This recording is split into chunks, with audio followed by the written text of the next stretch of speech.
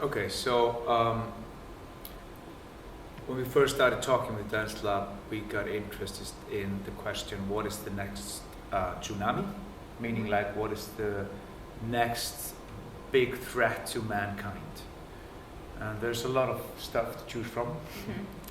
And Big concept. Big concept. So after like 4 days of improvisation, I think, in Iceland, we came up with this. I want to read this to you. Confusion is the next tsunami. Is the world in an identity crisis, not knowing what is real or not, and therefore accepting mass manipulation, or willingly giving in to self-deception? So this is the big question, and we started looking into like modern post-truth politics, and not a lot of people know this, but Vladimir Putin, right-hand side, is actually a theater director called Vladislav Sirkov, and his theater practices are called theater of chaos. So that's what he's doing on a big scale. He is keeping us all in constant confusion, not knowing what is real, what is not, what is the truth, what is a lie. And then in the end, out comes Putin, and he is the only guy who can control all this messiness. And Donald Trump is riding that boat with Putin. Yeah, and you can find this theater of chaos in so many different aspects of life, even in your home. You know, there's manipulation, and you know, this whole theater. What's real and what's fake.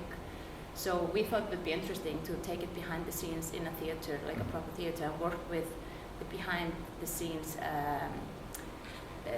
reality or unreality, basically, with real characters, with actors, with dancers, with technicians. Looking for the truth behind the scenes in a theater where anything can happen, and you never know what is real and what's not. So and we played a lot with different spaces, the black box, with the hallways, with the dressing room, like even technical room, and both with real natural light and also with projections. And we made layers in this process as well, which we think is really nice to project the idea.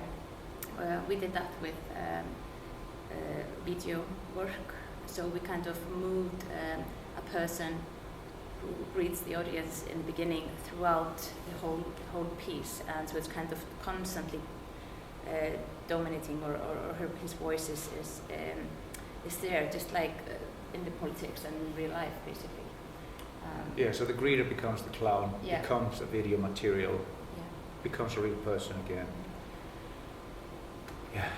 So it's a search for the truth in the theater. And it's really raw. It's really raw and it's honest.